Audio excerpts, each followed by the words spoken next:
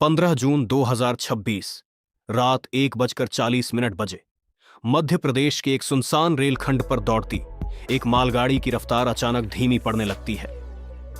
चारों तरफ घना अंधेरा पसरा हुआ है। केवल इंजन की पीली रोशनी पटरियों को चीरती हुई आगे बढ़ रही है। ये कोई साधारण मालगाड़ी नहीं थी, बल्कि इसमें सरकारी बैंक शाखाओं तक पहुंचाए जाने वाले करोड़ों रुपए नकद लदे हुए थे। हर डिब्बा सील था, हर दरवाजा बंद था और सुरक्षा के लिए रेलवे सुरक्षा बल की तैनाती भी की गई थी। लेकिन उस रात इन तमाम इंतजामों के बावजूद कुछ ऐसा होने वाला था जिसकी कल्पना तक किसी ने नहीं की थी। हवा में एक अजीब सा सन्नाटा था, जैसे कोई अनदेखा खतरा धीरे धीरे इस ट्रेन के करीब आ रहा हो।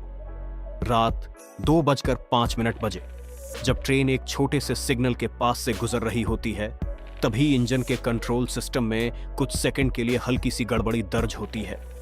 संकेत झिलमिलाते हैं और फिर सब कुछ सामान्य हो जाता है, मानो कुछ हुआ ही ना हो।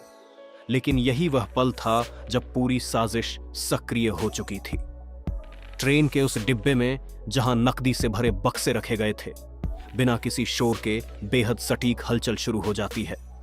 बाहर से सब कुछ सामान्य दिखाई देता है, लेकिन अंदर कोई अदृश्य हाथ समय के साथ तालमेल बैठाकर अपना काम कर रहा होता है।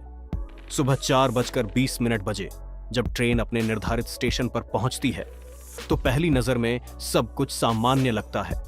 गार्ड सुरेश यादव रूटीन के अनुसार सील और दस्तावेजों की जांच करता है, लेकिन जैसे ही नकदी वाले डिब्बे खोले जाते हैं, अंदर का दृश्य सभी को स्तब्ध कर देता है।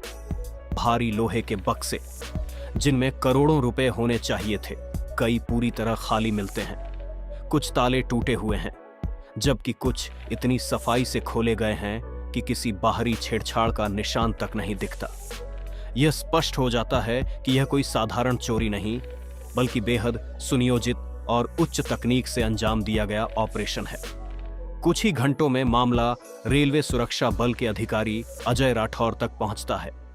वह मौके पर पहुंचकर हर छोटी से छोटी चीज को बारीकी से परखता है। पटरियों के किनारे, डिब्बों के दरवाजों पर और सील के आसपास हर जगह वह संकेत ढूंढता है।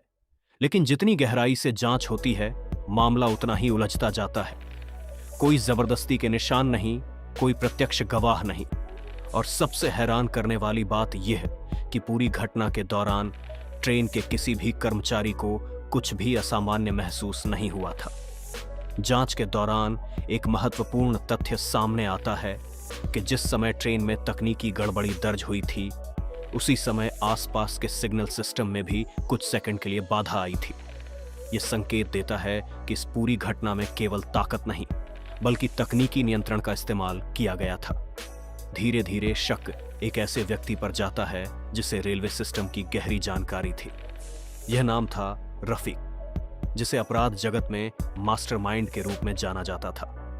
उसका अतीत बताता है कि वह कभी रेलवे से जुड़े तकनीकी कार्यों में शामिल रहा था और उसे सुरक्षा व्यवस्था की बारीक समझ थी।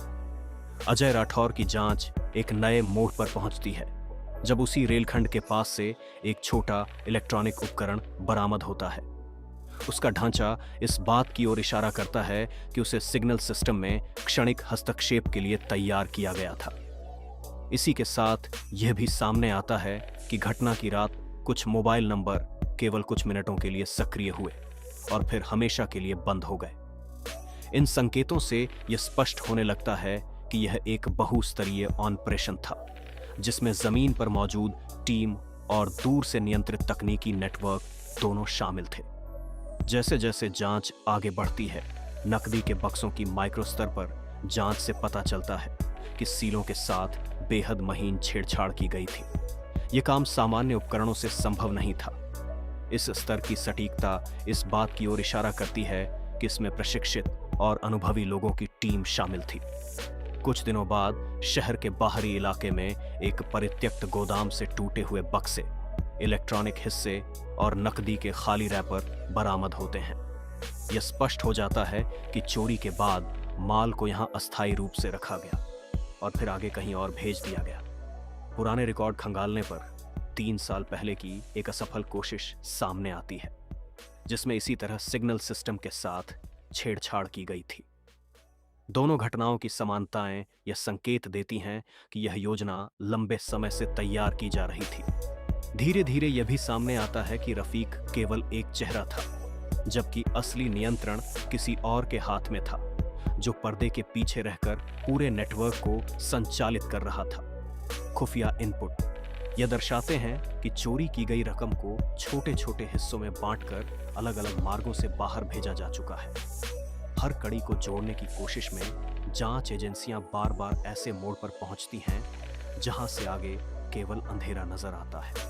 हर सुराग अधूरा, हर दिशा भ्रामक प्रतीत होती है, जैसे इस पूरी साजिश को इस तरह रचा गया हो कि कोई भी सिरा पूरी तरह हाथ ना आ सके। दिन बीतते हैं, जांच जारी रहती है, लेकिन कोई ठोस नतीजा सामने नहीं आता। अजय राठौर के लिए यह मामला केवल एक केस नहीं, बल्कि एक अधूरी लड़ाई बन जाता है। अंततः यह घटना एक अनसुलझी पहेली के रूप में दर्ज हो जाती है, जिसमें करोड़ों रुपए बिना किसी स्पष्ट निशान के गायब हो गए। 2026 की यह रहस्यमयी ट्रेन चोरी केवल एक अपराध नहीं, बल्कि उस खामोशी की कहानी बन जाती है जिसमें सब कुछ होते हुए भी कुछ दिखाई नहीं देता।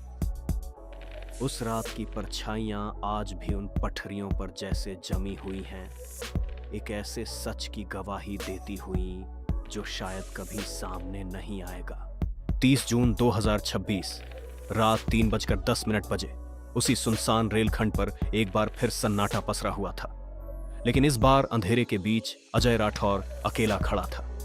पटरियों पर बहती ठंडी हवा में उसे उस रात की हर परत महसूस हो रही थी, जैसे समय पीछे लौटकर उसे सच्चाई दिखाना चाहता हो। जांच लगभग समाप्त हो चुकी थी, फाइलें बंद होने की कगार पर थीं, लेकिन उसके मन में एक अधूरापन अब भी बाकी था।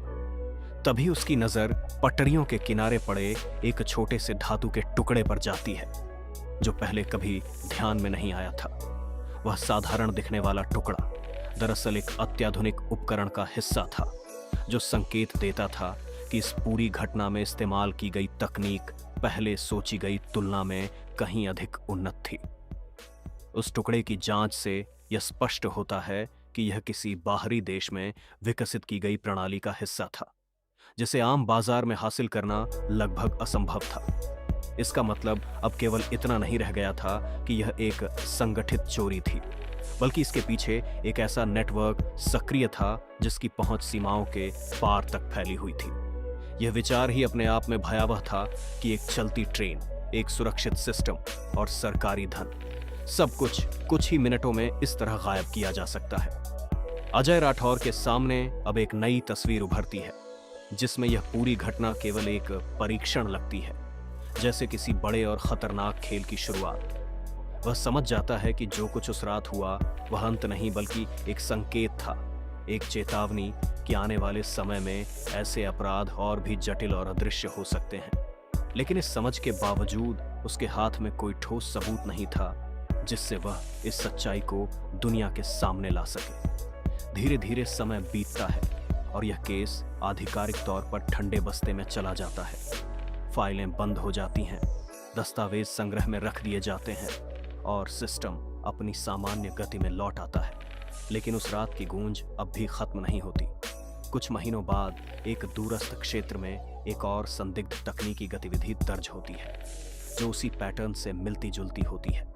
यह संकेत देता है कि वह साया जिसने 2026 की उस रात को जन्म दिया था, अब भी कहीं न कहीं मौजूद है। कहानी यहीं खत्म नहीं होती, बल्कि एक अनकहे डर के साथ जीवित रहती है, क्योंकि जब अपराध केवल हथियारों से नहीं बल्कि तकनीक और सटीक योजना से किए जाते हैं, तब उन्हें पहचानना और रोकना लगभग असंभव हो जाता है। 2026 की वह ट्रेन चोरी अब केवल एक घटना नहीं, बल्कि एक सवाल बन चुकी है। एक ऐसा सवाल जिसका जवाब शायद आने वाले समय में ही मिलेगा। उस सुनसान रेलखंड पर दौड़ती हर ट्रेन के साथ ये रहस्य फिर से जीवित हो उठता है, जैसे अंधेरे में छिपा कोई सच बार बार सामने आने की कोशिश कर रहा हो, लेकिन हर बार छूट जाता हो। अगर आपको यह वीडियो पसंद आया हो तो इसे लाइक और शेयर जरूर करें और चैनल को सब्सक्राइब करना ना भूले ताकि हम ऐसी वीडियो आप तक पहुंचाते रहे।